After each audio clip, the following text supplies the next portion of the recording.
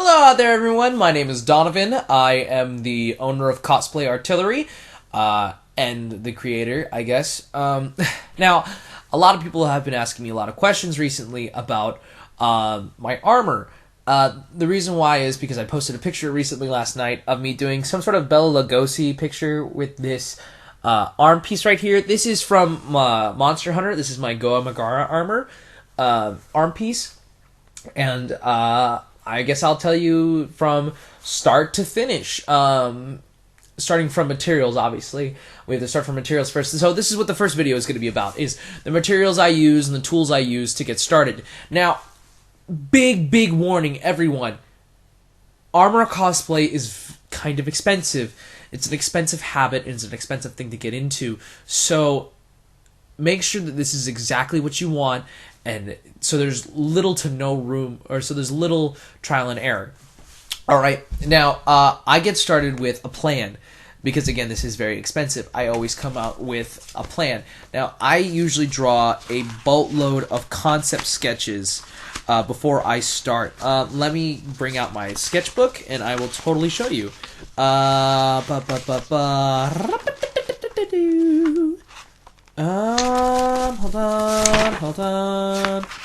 on.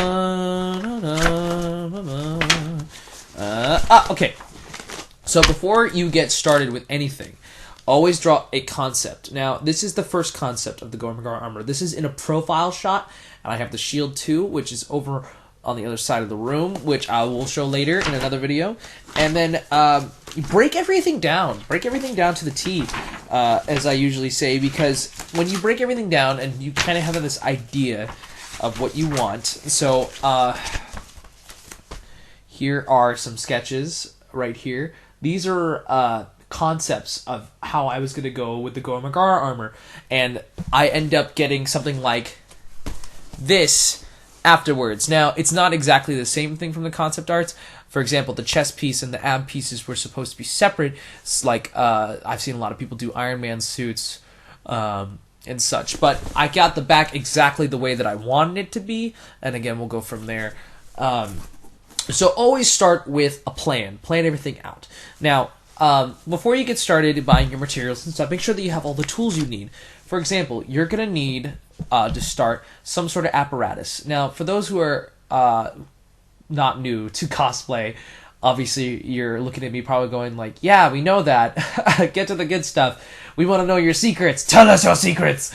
But, you know, you have to learn from somewhere, you know, and that's for me to break it down and how I do things. I'm here to tell people how I do it, and it's different from how other people do it. So you're going to need a Sharpie of sorts. A Sharpie to basically draw on your templates, draw out your templates and such, and draw it on the foam.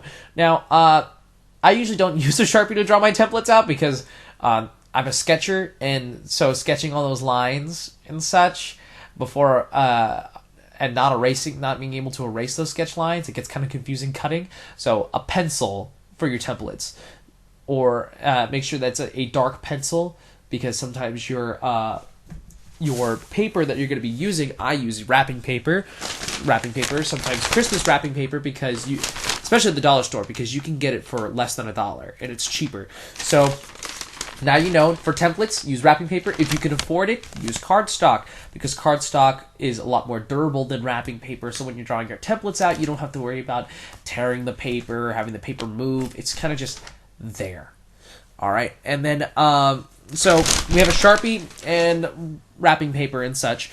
So that's for our template making. Now, after you're done, how do you cut the stuff out? Well, I'll be glad to answer. If I can find a pair of scissors. Where did my scissors go? Well, this is embarrassing, even for me. And I do suits. Oh! Right in front of me. I'm so dumb. A pair of scissors. Alright, so a pair of scissors. What you're going to need is a pair of scissors to cut your material out, or your templates out. Yes, so no matter what, you're going to need a pair of scissors. Now, you can do one or two things when you're cutting your pieces of material out of your material. You can use a hot knife, or a pair of scissors or an X-Acto blade. What people don't know, what a hot knife is, it is a soldering tool that has removable bits, and you can put an X-Acto blade on the soldering tool, and it gets the blade really hot, and it just cuts through everything like butter. Now, two problems I have with a hot knife. One, it's hot, so if you touch it the wrong way, you could burn yourself. Two, it causes fumes to come out of the foam, and that's dangerous, and you have to wear a respirator. The thing is, you have to be really safe making this stuff. Okay, speaking of safety, you're gonna need goggles. Goggles, this is for like dremeling and when you're using paints, like spray paints and sealers and stuff. And then you're gonna need also respirators. Respirators, again, for sealing and painting. You know, make sure that you're not breathing in those nasty toxic fumes. Alright, so those are the tools. And then for detail work, always a Dremel.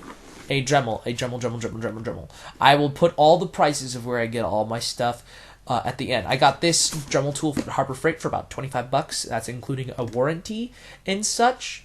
And again, buyer beware. It is the cheaper method, but it's a more of a short-term answer.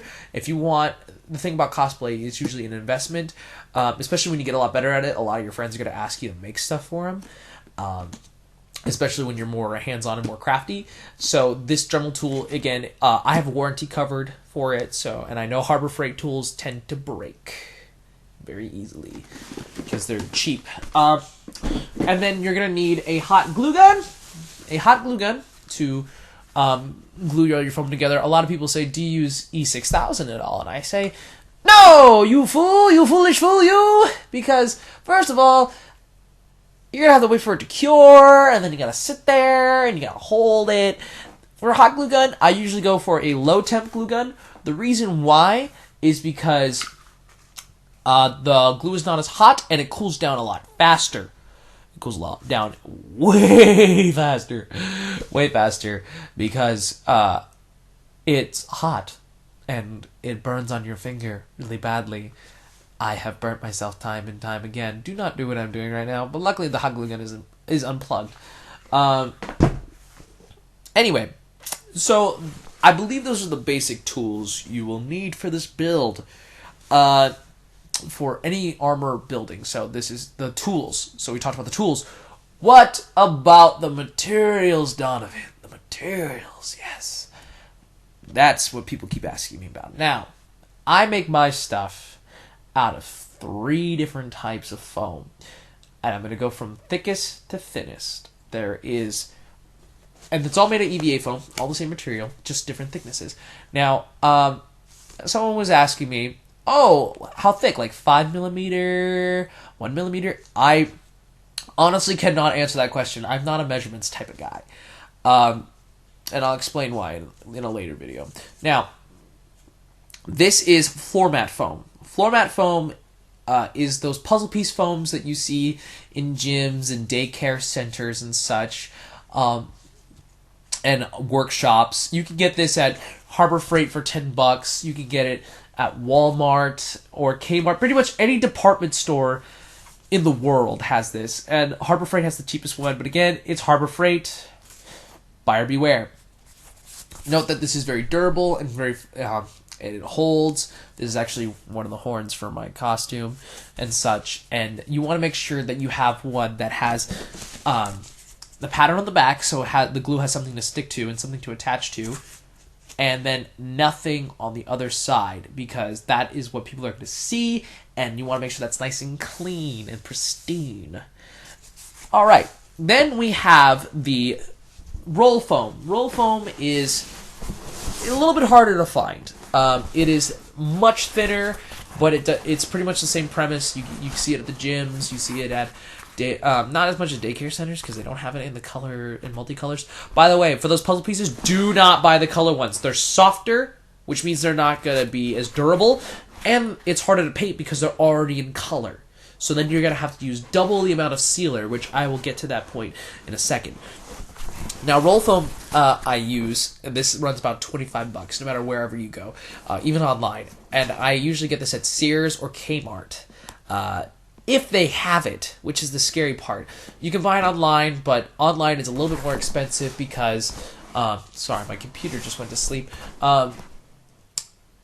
Because shipping it is very expensive. It costs about $25 online, and then another $5 to ship. That's $30. $30. You can just go to the store and buy it yourself. And so you buy the foam for $25, and then this is thinner, it's a lot lighter, and it's a lot more flexible, and it has more give and take, and it's easier to heat up now and cut. Scissors again cuts through this really easily. With the thicker stuff, you're gonna need a hot knife, or unless you want to work out your hand, which I mean, your hand's gonna be cramped after a while. Letting you know, forewarning. And again, this roll stuff costs about $25, but it's so worth it. And you're going to get the 4x9. Do not get the 2x9. Get the 4x9. Because the 4x9 gives you more room to work, and also it's a better value. Because the 2x9 is $25 for half the size. So you're going to get a 4x9. Okay? And it's usually called like Microbond or Best Step.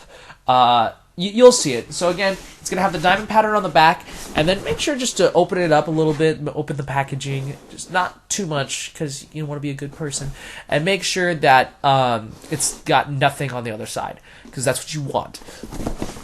All right, and then we have craft foam. Craft foam, okay. So this stuff right here, I use it for little details like scales and such, as you see on this arm piece. Craft foam is very light, and you can get this at Michael's for about $8.99 for a 12-pack. All right. Then people ask me, well, how do I do details and stuff? Now, details and stuff, you're gonna need paper clay. Paper clay. Let me get the pack out for you. Paper clay right here. Again, Michael's, you can get this for about $12. Paper clay is a lightweight clay that will hold up really well. It's really absorbent. It's really, really absorbent, but it's very light at the same time. It's like paper mache, essentially, but better and cleaner. What it is, it will absorb the sealer, which can either be resin or Plastidip, which I will bring up. If you seal it with resin, it'll become plastic. If you seal it with Plastidip, it's like rubber. But it's still really good, and it's good for detail work and such. For example, this is one of my kneecap pieces, and I have to put on horns. I drew where I'm going to be putting the horns and such, and I'm going to build on top of that, and it's going to have a 3D effect. This is for when you want those curved 3D effects, and you don't want to really Dremel. I mean, you can Dremel all you want, but it's just going to take longer. It'd be easier to sculpt it and such. Alright, now I think I've gone over pretty much everything to build the costumes. What about connecting the costumes? Now, I usually use Velcro, industrial strength, because I'm a big guy, and if I breathe the wrong way, like these things are basically corsets to me, and if I breathe the wrong way, it's gonna just explode. So Velcro, this cost me about $30. You can get it cheaper at Walmart. You can get it for like $20 at Walmart, and it's not as good. Again, it's all about where you go for the quality. Velcro, this cost me $30 for, I think this is over, 25 feet, or 15 feet? This is 15 feet of Velcro. So that's enough for like 2 or 3 suits of armor. Maybe even 4. Alright? And then you're going to need, excuse me, okay. I just bought this the other day.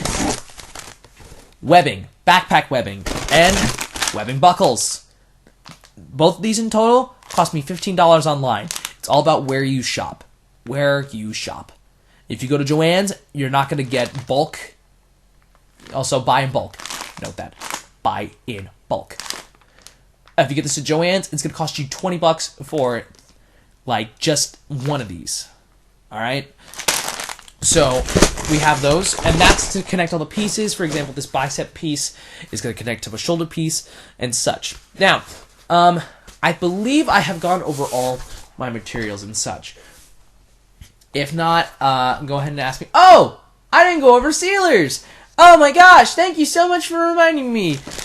Now, I seal everything in what is called Plastic Dip. Ba-da-da-da. Plastic Dip. Plastic Dip is a spray-on rubber sealer. This stuff is very hazardous to your health. Make sure you're wearing your respirator when using this stuff. Now, Plastic Dip seals everything up, and you're going to need about 2 or 3 coats. This costs about $6.99 per can. And this is a little bit more of the expensive method. A lot of people use just glue and water, but this allows it to be much more flexible and a lot easier to use. This is the easy, more expensive route.